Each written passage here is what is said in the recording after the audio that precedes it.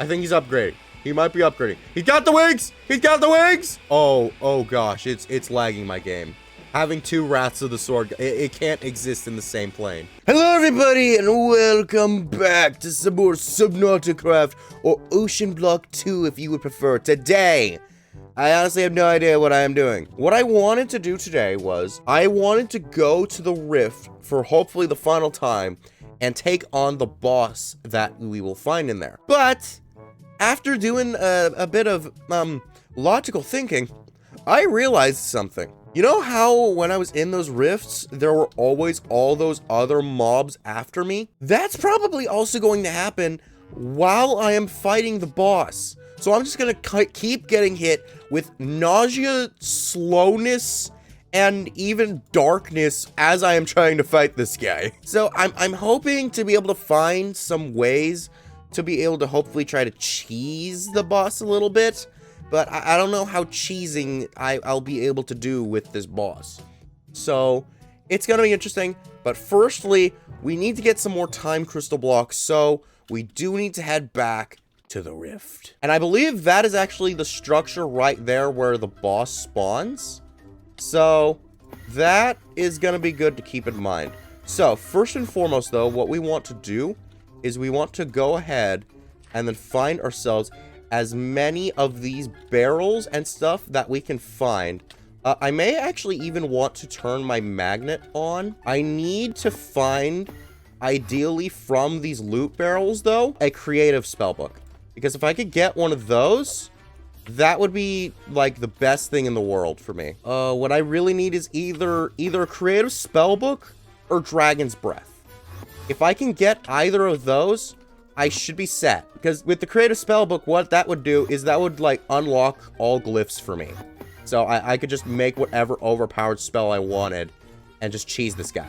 Oh, we got enough time crystals! Okay. That is good. Oh. Somebody gave me nausea. Yeah, now, I discovered something. I can disable the nausea swivel thing, the effect that it has on me. It just makes my screen green now, which is not as obnoxious. I did not know you could actually do that, but you can actually disable that in settings. It's so beautiful. And I am so happy that I found that out, because it was just bad, man. So, we definitely have enough time crystals now. Yeah, we definitely have enough. So I should even be able to also make myself an automation for that as well in time. I may not be able to get the creative spellbook though. So in that light then, I may just need to try and find the Ars Nouveau boss and just get a tier 3. Oh! Oh! I died. So is the portal deactivated now? Or no, I can't actually go back in. Well, I guess let's try going back in and seeing if I can get anything else. The rift is currently too unstable to enter. What? Why is it unstable? So then, I guess, in that light, I don't think I'm going to get any creative items. That is unfortunate. I would have liked to be able to get that creative spellbook so I wouldn't have to work for any Rs. But, I guess, you know what, that's fine. Since, when I really think about it, it shouldn't actually be too bad to take on the Wilden boss to be able to actually get myself up to tier 3. So, yeah, I guess I can work with this. Plus, I mean, we also managed to get enough to be able to make ourselves our time crystal block. So, that's good. And if we go ahead and grab a cardboard box and take this baby over here. Let's add this to the final block. Actually, you know what? Let's just go ahead and deactivate this. We don't want this breaking anything at all. So let's go ahead and deactivate that. And then apply this here to our Shadow Pulse goo. And now we got ourselves our budding time crystal block. And what that is now going to do is it is going to start slowly absorbing energy. So we got that. So now we can go ahead and take that. And we can take this with us anywhere. Now what we can do is we can go ahead and place this here. And now, this will start absorbing the energy of the Nether. Now, once this thing is done absorbing energy of all the dimensions that I can get to, this will start producing the time crystals. However, the third and final dimension that we are going to need is actually going to be a compact machine.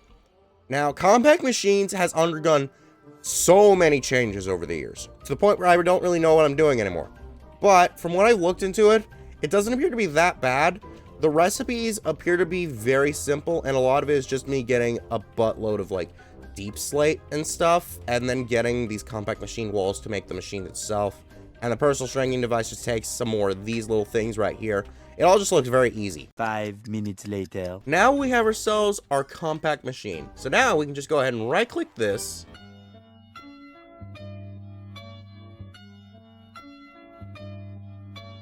What? It's so big! I have never seen a compact machine get this big before. Wait, how many chunks is this? That's like 1, 2. It's a 3x3 of chunks. Okay, I kind of see why this decided to phase out the whole laser thing that would kind of just make a compact machine, because I have no idea how you would implement this. Well, let's get down to business. So we can go ahead and put this one here. And now it's going to absorb the final bits of energy from the compact machine dimension. Now, what's unfortunate is that when this thing is done absorbing energy and starts growing the crystals, it will over time lose the energy, and then I'll have to stock it up again. It may also happen as I still have crystals growing and before I'm even able to get full clusters. So I may end up losing out a few times. I guess I just gotta wait here then for this thing to grow some more time crystals, because otherwise there's really nothing else for me to like do with this. Honestly, what I can go ahead and do, I can go ahead and load this chunk right here. That way this will still be going for later. And by the time I come back, I will either have a fully grown other cluster for me to work with, and that way I can then actually make the rest of the things for the heart, or at the very least just get started for the heart. Or oh wait, it's done. We do, unfortunately, lose out on some crystal. However, with this last one right here, we should be able to just make ourselves another time crystal block right here. And yeah, now we have enough to be able to make ourselves the ultimate rift attunement. Realistically speaking, I could fight the boss now, but as I previously mentioned, I do kind of want to find a way to cheese it. So I think instead, what we're going to do for this video is we're going to make this one about fighting the Wilden Chimera, as well as that whole thing with the time crystal thing. But we're going to fight the Wilden Chimera next. That way I can get myself an upgraded spell book and try to make some overpowered art spells. Because I've seen some things, it can get crazy. If you all think we can beat this guy, you got to hit that like button, because he is actually a very difficult boss. And there he is. The Wilden Chimera is alive. And what this guy does, as I decrease his health, he is going to start I can't say that word. He's going to start attaining the traits of all the Wilden mobs. He has the power of the one with the horn to be able to summon the wolves. He also, wait, can I actually fly? Oh wait, I can fly in here. Well, he's going to be able to do that later too. As, yeah, that is something else that I'm going to have to be concerned about. But as long as I hang up and use Avena Cadabra, I should be fine. I just need to be able to actually hit my shots. I think he's upgrading. He might be upgrading. He's got the wings! He's got the wings! Okay. Okay, so he should start, like, dive bombing or something. So, yep, he's gonna start doing that. So, we're gonna need to be a bit more careful now. And the next level that he's going to awaken to is going to be really freaking insane. Wait, hang on a minute. I just realized something. Wait, will this work? Wait, hang on. Okay, wait. Mind blown! Wait! I wiped his NBT data! Oh my gosh! Wait. I just remembered I could do that. Because if we go into here, I have mental obliteration. Because he is actually a very difficult boss. Very difficult boss. Very difficult boss. Can I just kill him now? Like, if I hit him again? Dude, there is no way. Wait, no. I'm not even going to waste this opportunity. This is a thumbnail shot right here. Actually, wait. Should I, like, wait until he's, like, maxed? Or, I don't know. But there's a lot of opportunities here, man. Oh, okay. I'm gonna get a few templates for this, but oh my gosh. This is not real. This is, oh my gosh. I didn't, wait, will this work on the final boss? Okay, wait, he might gain his NBT data back. Okay, nope, he's still, honestly, I don't know if that'd make better thumbnail purposes. Yeah, so while my Awakened Supremium Paxil does do more damage, the Atomic Disassembler does do more at once, but there we go. We got the Wilden Tribute, and Mental Obliteration is back charged. Okay, so I do know that Mental Obliteration does have a range to it, so I might not actually be able to use it on the boss in the Rift, solely because of the sheer amount of other guys, but it also could have simply been disabled. Either way, with what I'm about to do, it's not gonna matter. So what we're going to need to do is we're gonna need to take our Mage's Spellbook, combined with Ender Pearls and Emerald, Totems of Undying, which I have managed to get, a Nether Star, and our Wilden Tribute.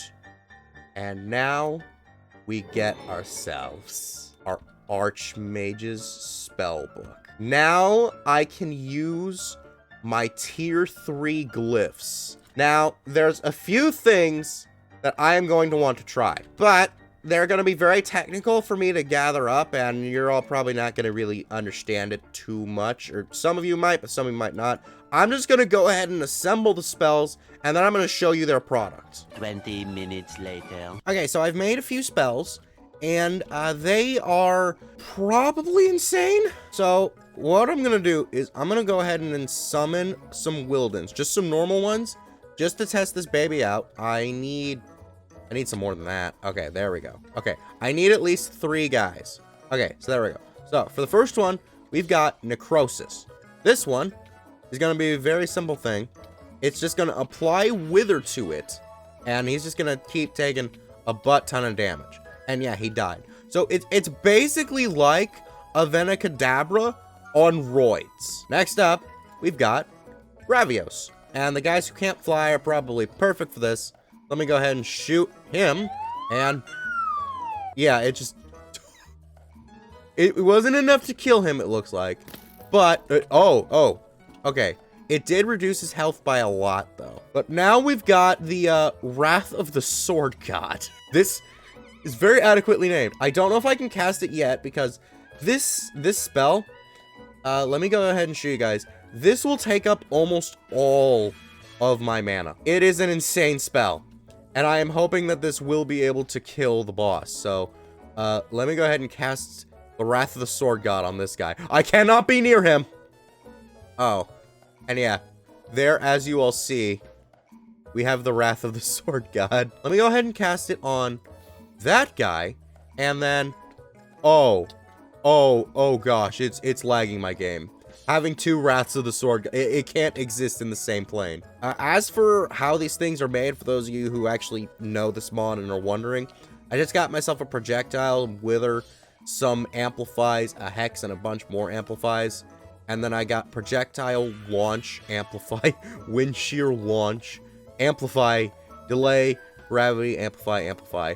And then for the Wrath of the Sword God, I have projectile, burst, sensitive, 2 AoE, actually 3 AoEs, an orbit, cut, delay, and then more cuts. So between my Wrath of the Sword God and my other spells, and also the possibility that Mental Obliteration could work, we may be able to cheese this boss in its entirety. So don't forget to like, subscribe, and check out our last Subnauticraft video.